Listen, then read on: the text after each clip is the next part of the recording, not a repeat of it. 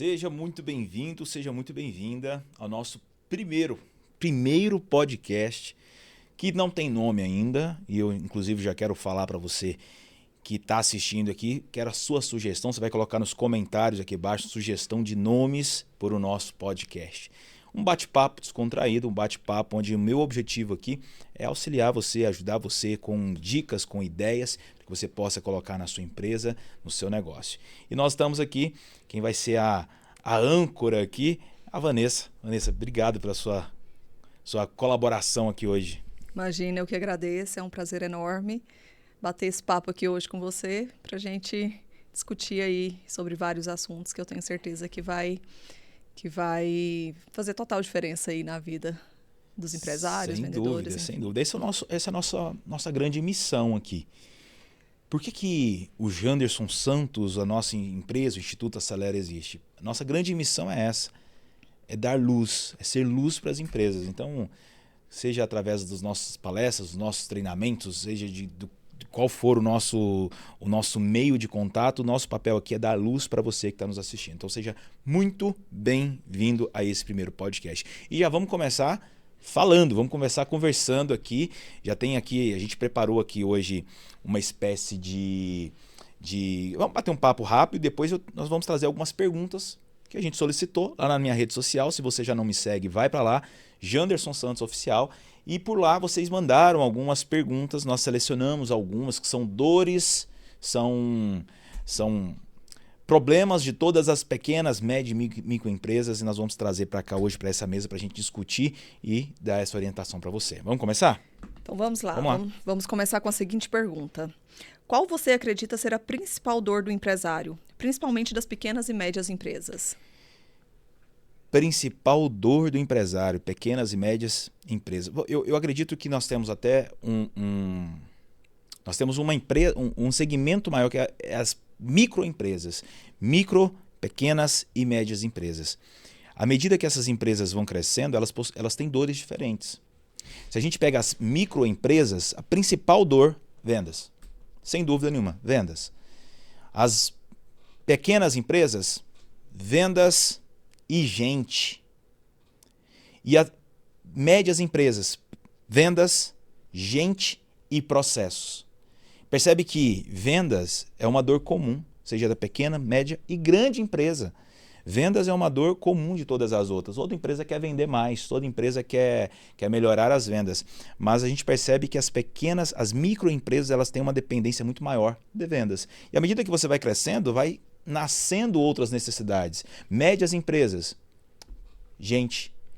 É o momento onde você já começa a ter gente para fazer as vendas, gente para executar trabalho. E quando você vai para as médias empresas, aí você começa a perceber que você também tem que ter processo, senão a empresa não avança. Não adianta você só pensar, eu preciso trabalhar meu marketing. Meu amigo, você é pequeno, foca em vendas primeiro.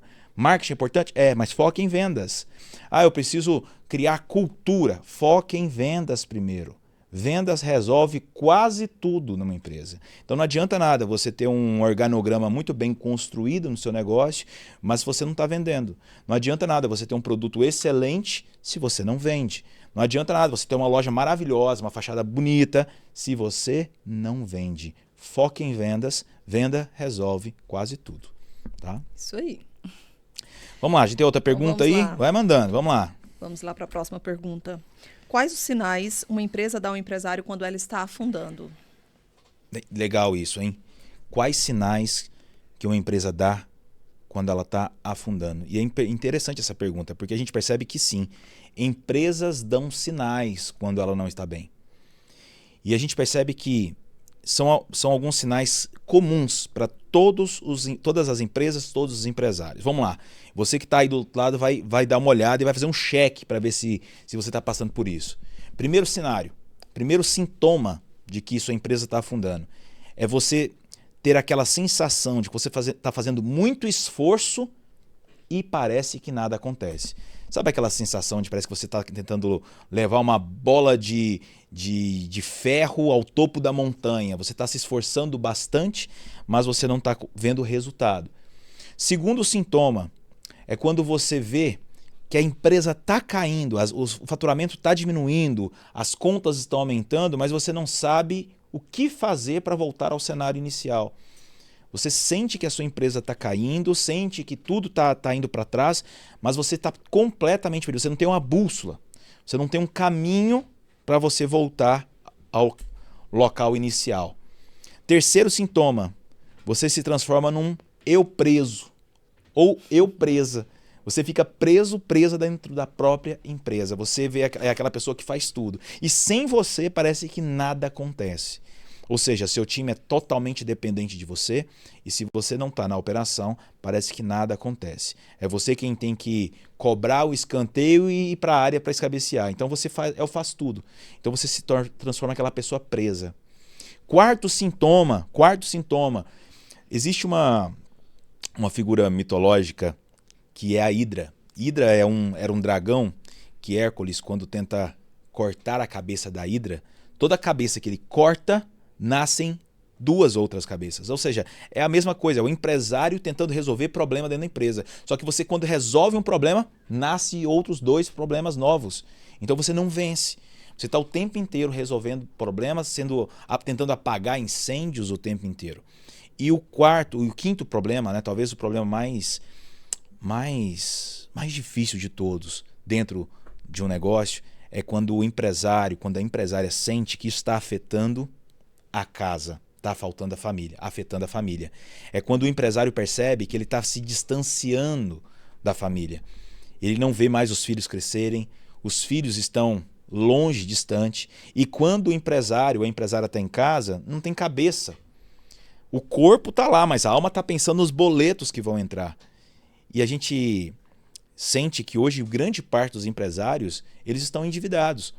Para vocês terem noção, 79% das famílias brasileiras estão endividadas. Não é à toa que o número de divórcios só aumenta. O número de divórcios no Brasil está em 47%. É absurdo isso. Então eu sempre falo o seguinte, quando a dívida entra numa família, o casamento sai pela outra porta. Então esses são alguns sintomas que o empresário e a empresária, você que está me assistindo, precisa se atentar. Você precisa estar de olho no seu negócio. Se você sente que você está trabalhando demais, se você sente que você, você está fazendo muito esforço e tem pouco resultado, eu acho que é um ótimo momento para você parar e falar assim, peraí, eu acho que algo precisa mudar. E quando você pensa desta forma, você tem que dar um chega nisso. Fala assim, agora. Tem que mudar agora. Não adianta nada você ficar falando assim, tem que fazer. É o vício do empresário que procrastinador. Eu tenho que contratar gente. Eu tenho que mudar. Eu tenho que fazer um monte de coisa. Mas esse negócio de tem que não tem resultado. Tem que fazer é agora. Chega. Você tem que dar um chega nisso. E por isso que eu quero convidar você que está nos assistindo aqui agora para o nosso Despertar Empresarial. Anderson, o que é o Despertar Empresarial? O Despertar Empresarial é uma imersão de 2 dias. E 2 dias comigo, onde nós vamos passar dias intensos para que nós possamos reescrever a história da sua empresa. Nós vamos falar sobre os 4 pilares que conduzem o seu negócio. Gestão de pessoas, gestão de marketing, gestão de vendas. Financeiro, pessoas, marketing e vendas. É um drone. Eu chamo isso do drone empresarial. Existem 4 hélices importantes que se uma dessas ela está capenga, né? A gente fala assim lá em Goiás, uma dessas hélices estão parando, o drone não sobe. Então você que está nos assistindo agora, você que é um empresário e sente que está passando por essas dificuldades, esses sintomas, está na hora de você dar um chega, um basta. Está na hora de você vir para o Despertar Empresarial. Então, abaixo desse vídeo aqui, se você está assistindo aqui no YouTube ou está ouvindo o nosso podcast aí no Spotify, alguma das redes, é só você acessar o link está na descrição e você fazer o cadastro. Nosso time vai entrar em contato com você e você vai estar na nossa próxima turma. Combinado? E Vanessa, eu sei que vocês prepararam aí, a gente fez algumas perguntas lá dentro do nosso Instagram e a gente selecionou algumas perguntas, não é? Isso mesmo. Então vamos lá, a primeira pergunta foi do Júlio Silva. Júlio Silva.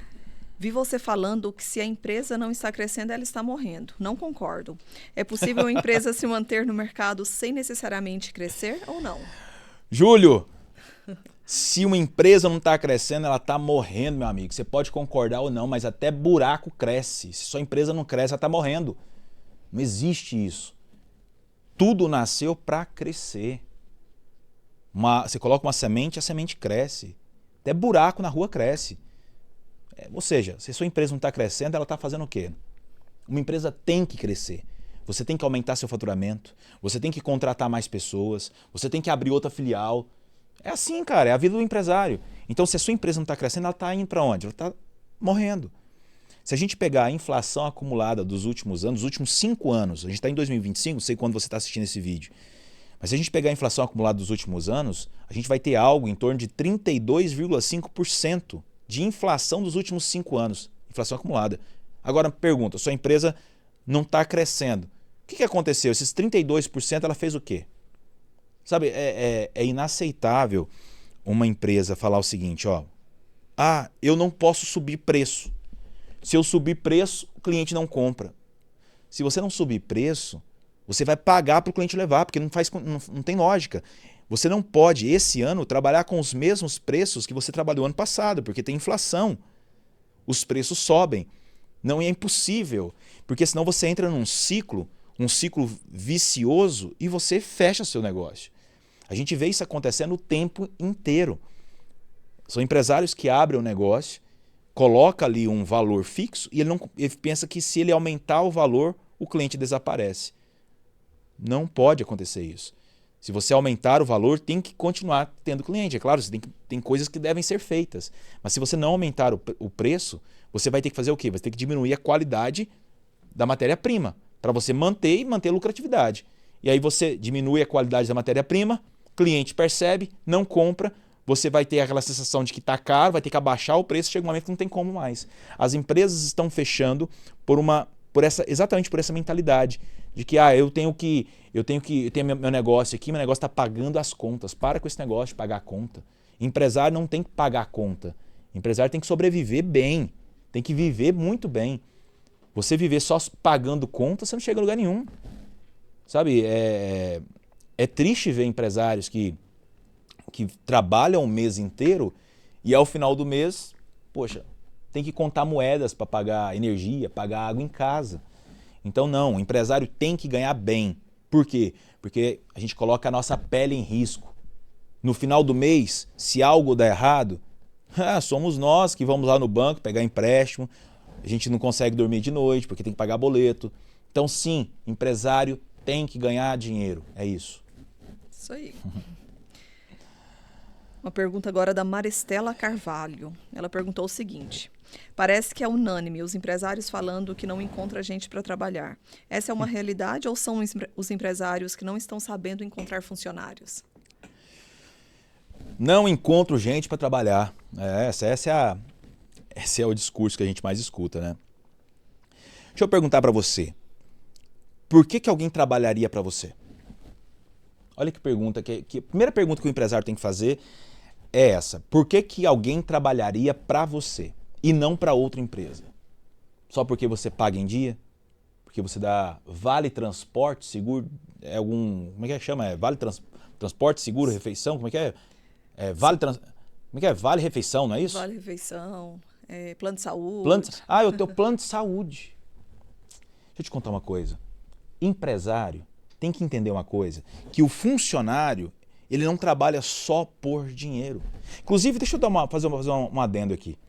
Você acha que dinheiro motiva ou não o colaborador? Motiva. Motiva? Acho Mas que só sim. dinheiro? Não. Essa é a pergunta interessante. Dinheiro motiva ou não as pessoas? Primeira coisa que você tem que lembrar é o seguinte, existem 3 coisas importantes que você tem que pensar, porque não é só contratar, a gente tem que reter as pessoas, certo? Hoje um menino de 18 anos, 19 anos, ele aluga um carro numa locadora e vai trabalhar de Uber, ele ganha 5, 6 mil reais por mês. Por que ele trabalharia na sua empresa? Só pelo salário? Não. Você tem que lembrar o seguinte, salário, ou seja, é dinheiro. Você tem que lembrar do ambiente. Tem que ter um ambiente em que as pessoas se sentem bem. E terceiro, reconhecimento. É dinheiro, ambiente e reconhecimento. E toda vez que eu falo assim de de dinheiro, né? Essa questão de ganhar dinheiro, de trabalhar na empresa, eu lembro de uma experiência feita por Mihaly Csikszentmihalyi, que ele fala sobre a teoria do flow. E a teoria do flow ela começou quando ele quis saber se dinheiro motivava ou não as pessoas. Dinheiro motiva ou não as pessoas? Essa é uma pergunta que todo mundo faz. Dinheiro é um fator motivador? Ele é um fator único? E o que ele percebeu? Ele fez uma pesquisa com ele acompanhou várias pessoas durante vários anos, e ele percebeu ao final dessa pesquisa que poderiam acontecer 3 cenários. Primeiro, o salário ao longo dos anos aumenta, ou seja, a renda aumentaria. Segundo cenário, a renda permaneceria igual. Ou o terceiro cenário, a renda diminuiria. Então esses são 3 cenários que podem acontecer na vida de qualquer pessoa. E a pergunta que ele fazia de tempos em tempos é: qual o nível de satisfação da vida em relação ao valor que você recebe? E ele percebeu que quando o salário das pessoas aumentava ao longo dos anos, a satisfação não aumentava, o nível de satisfação permanecia o mesmo. Quando o salário não mudava, ou seja, permanecia igual, também não. O único momento em que o dinheiro desmotivava é quando havia falta do dinheiro. Ou seja, quando as pessoas não tinham dinheiro, aí elas se desmotivavam. Mas quando tem dinheiro, ou quando ele começa a ganhar mais, isso não motiva, não é um fator motivador. E aí você que é empresário vai lembrar que quando você aumentou o salário do seu colaborador, 1 mês, 2 meses ele ficou motivado. No terceiro mês, voltou ao normal. E por quê? Porque aquele dinheiro a mais que ele recebe entra ali novamente naquela... Como que eu vou falar? No valor que ele recebe mensal, ali já entra nas despesas mensais, e aí ele começa a desmotivar de novo. Se antes ele comprava camisa lá na Renner, agora ele quer comprar onde? Ele quer comprar numa loja mais chique. Daqui a pouco ele aumentou um pouquinho o salário, agora ele manda fazer as camisas. Ou seja, falta dinheiro sempre. Então, dinheiro não é um fator único de motivação. Existem outros fatores. Então, Mihaly Csikszentmihalyi, ele faz uma pesquisa e ele percebe que o que realmente motiva as pessoas não é só o dinheiro, mas existem alguns outros fatores. E ele percebe que um fator motivador dentro do ambiente do trabalho é quando você dá ao colaborador desafio, mas você também dá a ele competência para ele realizar esse desafio. Então, se ele tem alta competência dentro do ambiente de trabalho, ou seja, ele é muito competente para um cargo, mas o cargo não tem desafio, ele fica entediado. Ele fica, sabe, olha no relógio e fala assim: poxa vida, dá 7 horas, mas não dá 6 para ir embora. Ao contrário disso, se ele tem pouca competência e você coloca muito desafio na mão desse colaborador, ele se desmotiva, ele fica ansioso. Então, aonde está a chave de gostar do que faz, gostar do trabalho? É quando você junta essas duas coisas. Alta habilidade com alto desafio. Aí você tem o que nós chamamos de flow. Aí nasce a teoria do flow. Ou seja, o que eu preciso dizer para você, como é que ela chama? Maristela? Isso, Maristela. Maristela Carvalho. A realidade é o seguinte: os empresários não estão sabendo contratar, os empresários não estão sabendo reter o funcionário, os empresários não estão sabendo nada. Tem que aprender. Você vai chegar num momento que você tem que aprender a empreender. Grande parte dos empresários, eles não estudaram empreendedorismo na faculdade. Eu sou um crítico veemente dessas faculdades que tem, por exemplo, cursos de direito, cursos da área de saúde, humanas, que não tem uma disciplina chamada empreendedorismo, mas quando tem, é uma aulinha mais ou menos lá que o professor finge que está ensinando, os alunos fingem que estão aprendendo e ninguém sai de lá sabendo nada. Ou seja, você vai montar um negócio, você tem que aprender. Então tem que aprender. Mas existe sim esse problema, mas você tem que aprender. Tem que aprender a contratar, tem que aprender a reter, tem que aprender a lidar com pessoas e tem que aprender a ser líder. Empresário, empresária, tem que ser um líder dentro da empresa. Vamos lá, manda outra pergunta aí. Quem que é o próximo? Vamos agora para a pergunta do Rogério Naves. Minha empresa está literalmente afundando há algum tempo. Eu insisto ou mudo de ramo? Mais uma pergunta daquelas que a gente começou até a comentar sobre os sinais das empresas que estão falindo, né? Você sabe qual que é a diferença entre insistência e determinação? Insistência é a determinação aplicada no lugar errado. Então, se você sente que a sua empresa está passando por problemas, já sente que a empresa está dando sinais de falência, as contas estão cada vez mais apertadas, o seu caixa está cada vez mais no vermelho, você tem que ter a consciência e a responsabilidade de entender que essa é uma pessoa jurídica e que a pessoa jurídica não pode maltratar a pessoa física. Mas antes de falir a pessoa jurídica, o empresário fale na pessoa física. É interessante falar disso, porque quando uma empresa fale, significa que o empresário já faliu emocionalmente. Porque a empresa ela desgasta emocionalmente o empresário, a empresa ela maltrata emocionalmente o empresário. Então, você tem que ter essa consciência. Não adianta nada você ficar insistindo, sendo que você está batendo na mesma tecla, colocando energia, mas está no lugar errado. Então, a gente precisa olhar para o seu negócio, você tem que olhar para o seu negócio e entender o seguinte: sem movimento novo, não tem dinheiro novo. Se você está fazendo algo que não dá certo, não adianta ficar insistindo, não tem que colocar energia, determinação, porque não vai mudar. Quer dinheiro novo? Movimento novo. Coisa nova. O que você está fazendo de diferente? Me conta aí. O que você faz de novo no seu negócio? Tá bom? Isso aí.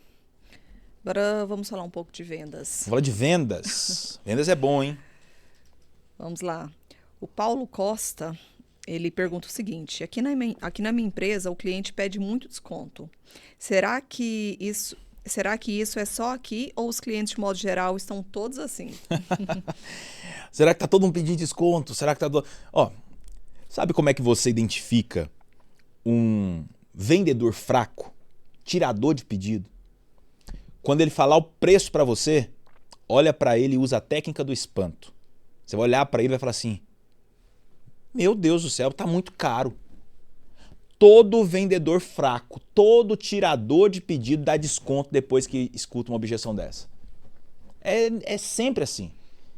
Por quê? Porque ele acha que vai perder a venda. E quando ele acha que vai perder a venda, o que ele faz? Não, mas calma que tem desconto. Calma que eu vou te dar um desconto. Então, eu preciso que você compreenda que o brasileiro, por si só, ele pede desconto. Isso não significa que o seu produto está caro, não significa que ele não viu o valor. É porque existe uma máxima no Brasil dos brasileiros pedirem desconto. Ainda mais quando eles sabem que toda vez que tem uma objeção como essa, sempre do outro lado tem um vendedor amador, fraco, tirador de pedido, que ele dá um desconto. Então, para de ser aquele vendedor de farmácia. O que é o vendedor de farmácia? Não sei se na sua região é assim, mas vendedor de farmácia é aquele vendedor que fala assim: ó, tem um remédio tal, quanto que custa? Ah, custa 15, com desconto fica 12. Tem desconto? Tem, faz 8. Pelo amor de Deus, para com esse negócio. Então, existe sim uma ideia de que o brasileiro pede muito desconto. Sim, existe, principalmente para quem trabalha com produtos mais low ticket, ou seja, um ticket mais baixo, vai escutar isso o tempo inteiro, porque quanto mais baixo for a classe, mais baixo for a classe que você trabalha, classe C, classe D, mais desconto você vai ter que trabalhar. É natural, porque as pessoas de classe mais baixa, elas precisam fazer valer o dinheiro delas. Então, é sempre assim, quanto mais alto o nível, ou seja, público A, público mais elitizado, eles não se preocupam tanto com desconto assim. Então, o que você tem que entender? Cliente pediu desconto? Calma! Calma, não sai dando desconto, não sai falando do preço, calma, tenha paciência. Desconto não foi feito para dar. Desconto foi feito para se negociar. E eu vou te dar uma dica agora, vou te ensinar. Se você quer aprender a dar desconto do jeito certo, regrinhas básicas para você, ó. Sempre atrele o desconto a alguma condição. Nunca dê desconto de graça. Ou seja, eu te dou desconto, mas você faz o quê? Você paga à vista? Eu te dou desconto, mas você consegue antecipar o pagamento? Por quê? O cliente precisa entender que para ganhar algo de você, uma concessão, ele tem que dar alguma coisa em troca. Senão ele sai pedindo o tempo inteiro e não para. Segunda coisa, nunca dê descontos crescentes.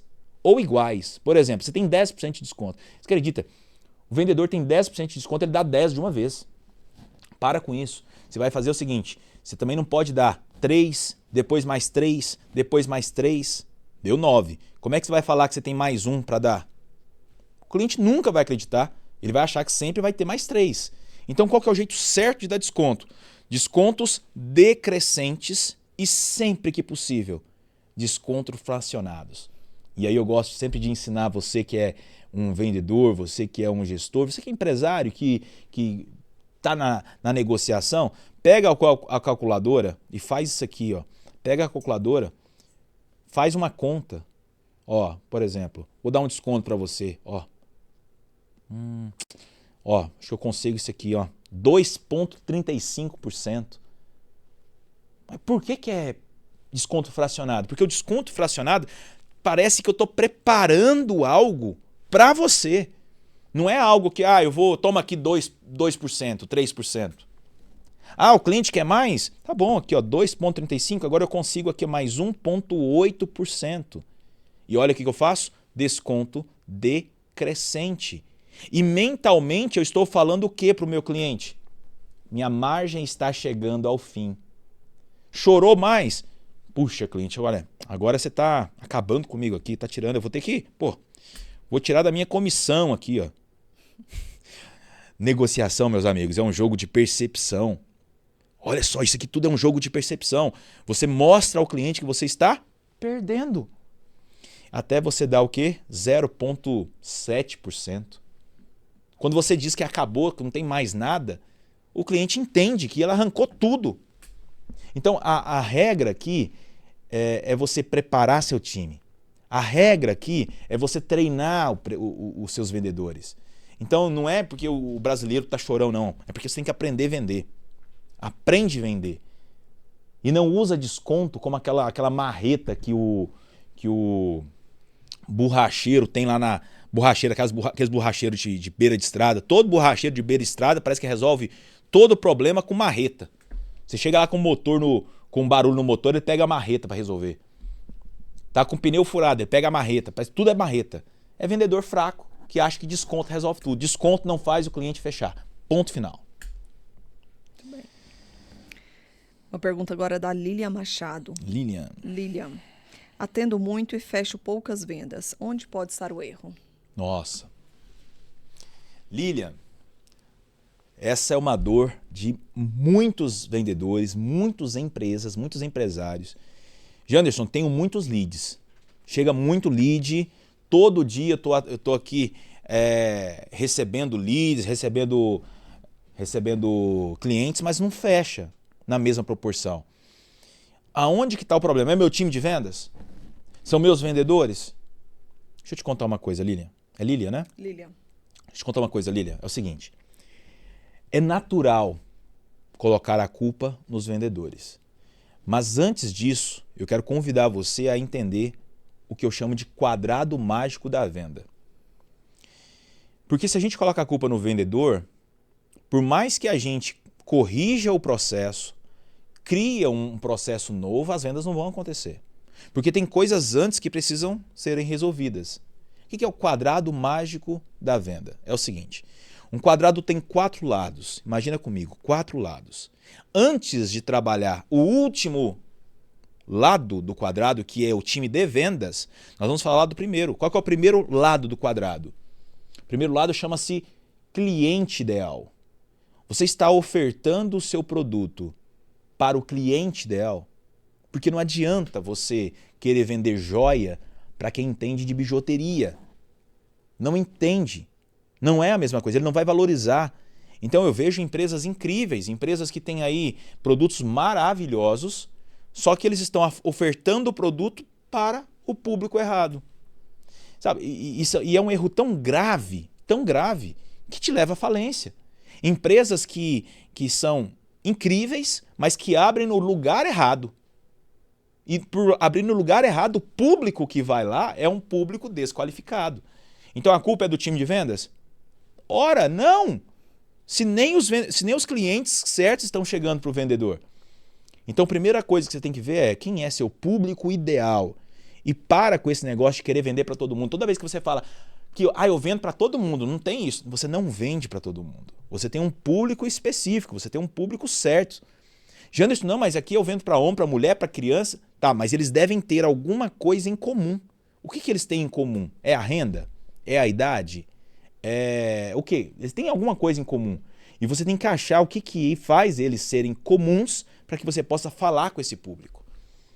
Então, primeiro lado do quadrado, o público. Segundo, oferta. O produto, a sua oferta é boa. Janderson, o que é a oferta boa? Deixa eu te contar uma coisa.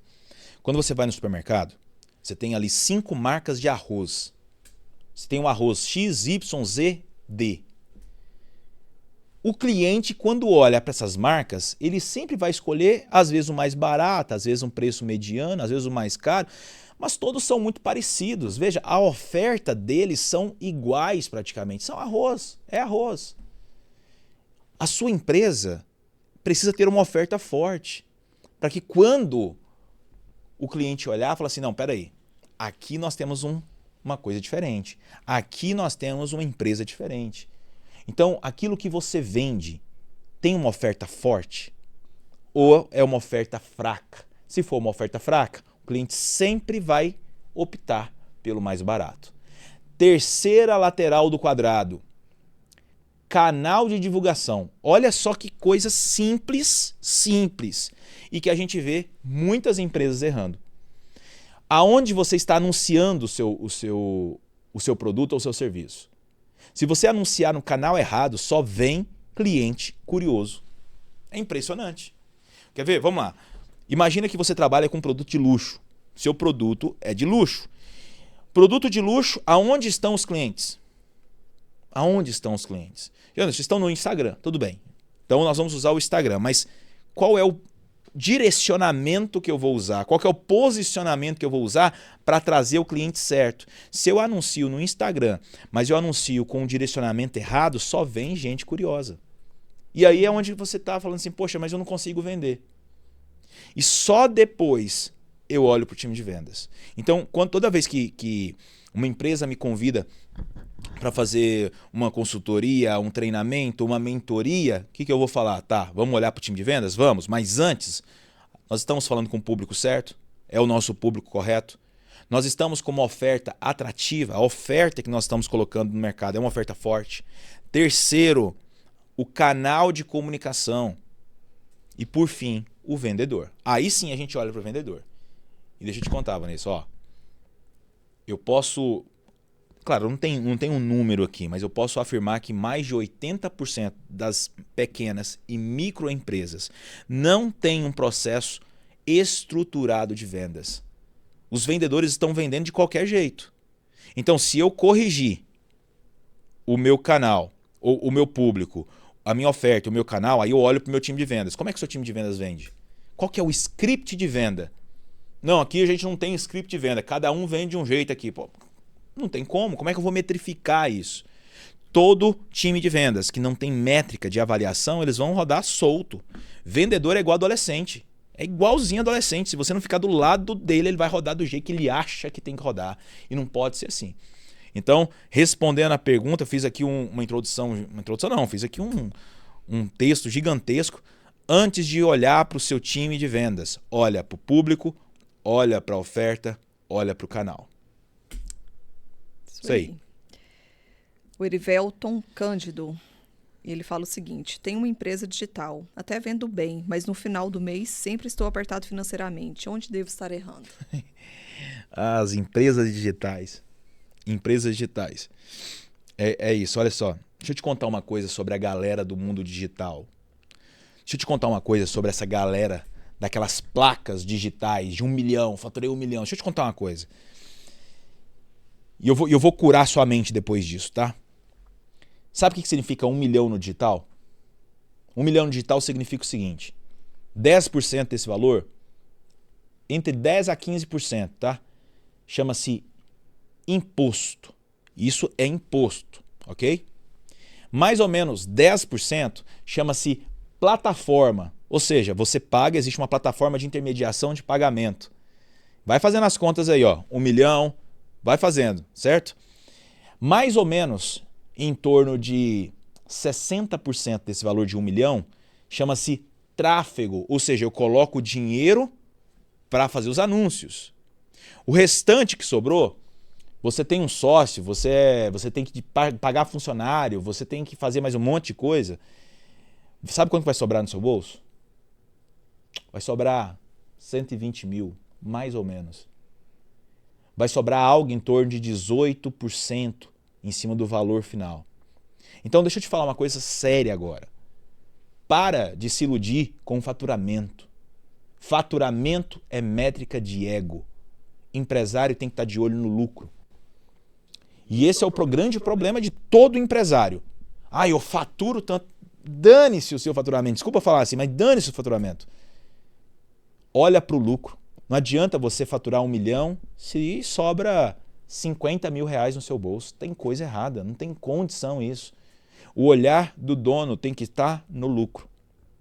Então, eu enquanto professor universitário, eu fui professor universitário até final de 2015, né? Dei aulas em algumas faculdades e eu lembro de uma disciplina onde eu ensinei naquela ocasião a fórmula do lucro. Fórmula do lucro. Os meus alunos de administração vão lembrar agora. Fórmula do lucro, lembra como é que é? Lucro é igual receita menos despesa menos imposto, certo? Então, de modo geral, o que você deve estar fazendo aí na sua empresa? Você pega a sua receita, pega lá 1 milhão menos despesa e aí você fala assim, ó, pronto, sobrou. Aqui, ó, sobrou. Esse aqui é o lucro. Toda vez que você olha para o seu lucro como sobra, você está fazendo errado. Lucro não é sobra, lucro tem que ser uma conquista. Então o empresário, antes de qualquer coisa, ele começa falando o seguinte: quanto nós vamos lucrar nesse mês? E não abra mão do seu lucro. Não abra mão do seu lucro. Então primeiro você define o seu lucro. Quanto que nós vamos lucrar? Parece uma diferença muito sutil, mas quando você olha para o seu lucro, você passa a ver que as contas não vão bater. Janderson, mas para eu lucrar, por exemplo, 30% da minha operação, as contas não fecham. E não vai fechar. E não vai fechar mesmo. Sabe por quê? Porque a partir desse momento, quando você faz assim, o seu olhar vai direitinho para os custos, para despesas. Aí você vai perceber que você está pagando muito alto naquela plataforma de intermediação de pagamento. Você vai perceber que você está pagando muito imposto. Com o imposto você está pagando de 10%, 15%, você poderia estar pagando 3%. Existem manobras fiscais que você pode fazer. Não estou falando de golpe, não. Estou falando de manobras fiscais dentro da lei para você pagar menos imposto. Então, tudo isso pode ser feito, mas desde que você pare de ficar batendo no peito e falar o meu faturamento, eu quero saber do seu lucro. Então, empresa de serviço como a sua, marketing digital, você tem que ter uma margem de lucro acima de 35%. E é possível, tá? É possível, desde que você corrija a parte de imposto, a parte da plataforma. Tem muita plataforma que é cara e talvez você não precise estar dentro dessas plataformas. A parte de tráfego, claro, é necessário, né? Cursos digitais, mas veja, será que você está fazendo do jeito certo? Porque talvez você está queimando literalmente dinheiro. Então esses são os cuidados que você tem que olhar. A partir de agora, para de olhar no seu faturamento e comece a olhar para o seu lucro. É isso. E aí, o que nós temos mais aqui? Tem mais perguntas? Tem da Carla Tavares. Vai lá. Não sei o que faço para o meu time vestir a camisa da empresa. São desengajados e desmotivados. Eu pago bem, mas mesmo assim, eles não dão sinal de vida. Muito bom. Como é Carla? Carla Tavares. Carla, então quer dizer que você paga bem seus funcionários, mas você tem um bando de zumbi dentro do seu negócio. É isso mesmo? Pelo que eu vi, sim. Deixa eu te contar uma coisa. Se você tem funcionários desengajados, se você tem funcionários desmotivados, se você tem funcionários fracos, ruins, tirador de pedido, a culpa é sua, Carla. Desculpa falar isso. A culpa é sua. Porque o time tem a cara do líder. Mas eu vou tirar um pouquinho da sua culpa e te dizer o seguinte: talvez você não saiba liderar. E tá tudo bem. Se você hoje não sabe liderar, você tem a chance de aprender. Em podcast como esse aqui, dentro do nosso evento, Despertar Empresário, você pode aprender. Mas você tem que entender que funcionário desengajado, desmotivado, é culpa do empresário. E eu sei que é muito difícil assumir essa responsabilidade. Porque a gente já tem tantos problemas, a culpa sempre é do empresário.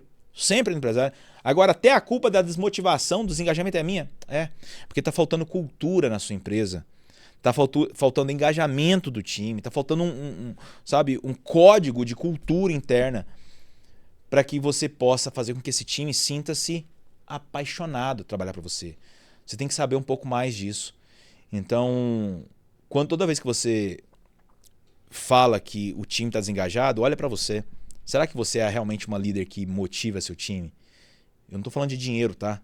Estou falando de energia, eu estou falando de ânimo, eu estou falando de reconhecimento, a sua empresa é uma empresa legal, tem um ambiente legal, tem uma cultura legal. Então hoje os jovens, principalmente a equipe mais jovem, essa galera de 18, 20 anos, está entrando aí no mercado de trabalho, eles não se motivam só por dinheiro. Eles não se motivam só por dinheiro. E a coisa mais triste que tem é um colaborador desse chegar em você e falar assim, eu quero sair. Não fica, não sai não, eu vou aqui, eu te remunero um pouco mais. Não é por dinheiro. É triste ouvir isso do funcionário, sabe? Porque ele não está lá só pelo dinheiro. Eles querem estar em um ambiente onde eles possam ser mais livres, onde um ambiente proporciona isso.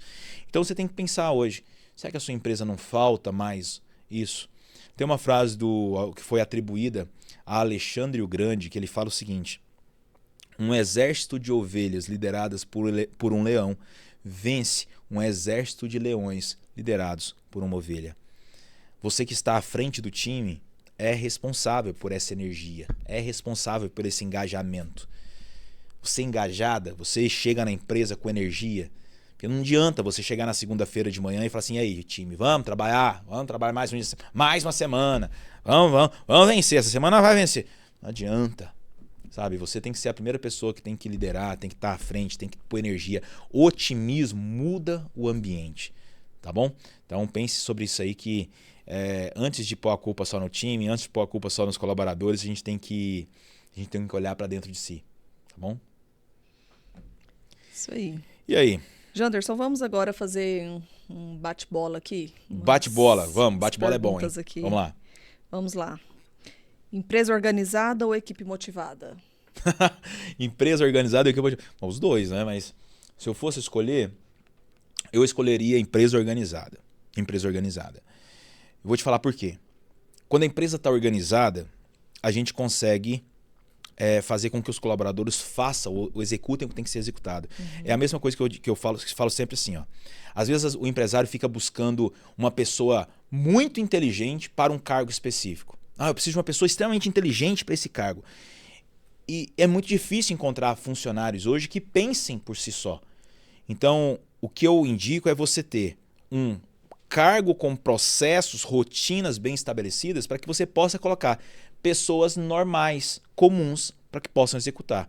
Então, se eu fosse escolher entre empresa organizada ou equipe motivada, empresa organizada. Perfeito. É isso. Marketing resolve tudo? Marketing não resolve tudo. Marketing não resolve tudo. Não adianta nada você levar o cliente para a empresa e a empresa não ter condição de fechar a venda. Não adianta nada o marketing fazer um excelente trabalho, porque a função do marketing não é ficar fazendo vídeo pro TikTok. O marketing não é gritar aos quatro cantos que você é mais barato. Marketing é pegar a sua comunicação e levar para aquelas pessoas que gostam daquilo. Ou seja, é levar aquilo que você faz para os seus clientes ideais. E aí quando o cliente ideal chega na empresa, ele não fecha porque o time é fraco. Então, marketing não resolve tudo. Marketing é apenas uma forma de resolver grande parte dos problemas. Mas depois do marketing tem muita coisa para acontecer ainda. Por isso que eu falo que marketing e venda são duas coisas que têm que andar juntas. Inclusive, são departamentos que têm uma briga gigantesca. Eu nunca vi isso. Poxa, tem empresa que o marketing não conversa com o time de vendas. E o vendas é a mesma coisa. Por quê? Não, porque o time de marketing está pedindo para fazer assim, a gente não gosta. Pelo amor de Deus, cara. Marketing e vendas tem que ser um departamento só, junto. Beleza? Perfeito. Vender sem técnica funciona até quando? Vender sem técnica funciona até o momento que você vai escalar. Porque para escalar, vender sem técnica não funciona. Então, vender sem técnica funciona para aquela empresinha pequenininha ali, só vende um produto por dia ali. E ainda assim vai ter dificuldade. Venda é técnica. Venda é total técnica. Agora, quando você começa a escalar, não tem como você continuar, não tem como você escalar uma empresa sem técnica. Venda tem que ter processo, tem que ter script. O vendedor, se o vendedor da sua empresa ele não tem um script de venda, meu amigo, você está perdendo dinheiro demais. Demais. Porque provavelmente tem objeções que eles estão ouvindo todos os dias e eles não sabem responder. Provavelmente cada vendedor do seu time vende de um jeito. Você já pensou o que seria do McDonald's se cada hamburgueria do McDonald's fizesse um Big Mac diferente? Ah, não, aqui a gente coloca 3 fatias de hambúrguer porque aqui a gente gosta assim. Aqui o Manuel faz assim. Não existe isso. Por que funciona? Porque toda lanchonete McDonald's é igual. Porque tem um processo. E as pessoas precisam seguir o processo. Então, esse é o ponto importante, tá? Ótimo. Motivação ou método? Método. Método, com toda certeza. Investir no time ou em tráfego? Boa pergunta. Investir no time ou investir no tráfego? Investir no time. Investir no time. Inicialmente no time, senão não adianta investir no tráfego. Se eu não invisto no time, para que eu invisto no tráfego? Aí vai ter um monte de lead chegando, de cliente chegando e o time não converte. Então primeiro eu invisto no time, depois eu invisto no tráfego. Certo. Segurar ou empurrar um funcionário? Segurar ou empurrar o funcionário. Eu ouvi isso uma vez do Roberto Justus, naquele programa Aprendiz. Eu adorei isso e eu levei para mim isso. Teve uma vez, Roberto Justus tinha que definir no último episódio quem que ia ficar e quem que ia avançar. Tinham 2 pessoas e ele falou o seguinte: eu prefiro ficar com essa aqui. Porque eu prefiro ter que segurar uma pessoa que é muito acelerada, que é muito proativa, que tem uma autoliderança, sabe? Do que ter que empurrar uma pessoa que é lenta no processo, que tem que ficar o tempo inteiro motivando. E eu tirei isso para mim. É muito mais fácil você segurar do que empurrar. Empurrar um morto é difícil, cara. Difícil. Então eu prefiro segurar. Segurar, às vezes tem aquele funcionário que ele é muito rápido, muito acelerado, muito faz tudo, ele resolve tudo, ele quer ficar dando opinião. É melhor você segurar o cara do que ter que ficar empurrando, sem dúvida nenhuma. Muito bem. E é isso? É isso. É isso, que Finalizamos legal, as hein? perguntas. Que bacana, nosso primeiro... E olha como que o tempo passa, você que ficou comigo até agora, já foram 45 minutos, é isso mesmo? Isso mesmo. Voou o tempo, voou. Quando a gente está estudando, quando a gente está aprendendo, o tempo voa. E eu espero do fundo do meu coração que você tenha curtido esse episódio, nosso primeiro episódio, hein? Primeiro de muitos, né? Que seja o primeiro de muitos. Exato. Que seja o primeiro de muitos. Em breve com convidados, em breve com temas mais específicos. E eu quero que você vá lá no meu Instagram. Você que está assistindo, tira um print agora. Tira um print aí da tela, se você está assistindo pelo computador, se você está assistindo aí pelo seu celular, pelo Spotify, se está na academia cuidando da saúde e ouvindo o nosso podcast, tira um print agora, do jeito que você tiver, e manda para mim, marca lá no Instagram que eu vou repostar você. E eu quero agradecer demais a sua presença, agradecer, Vanessa, obrigado, viu? Obrigado de verdade essa topar isso. Quem não conhece, a Vanessa é uma pessoa que está comigo desde 2008, é isso? 2008, né? Isso. 2008 nós montamos 2 empresas, não foi isso? Foi.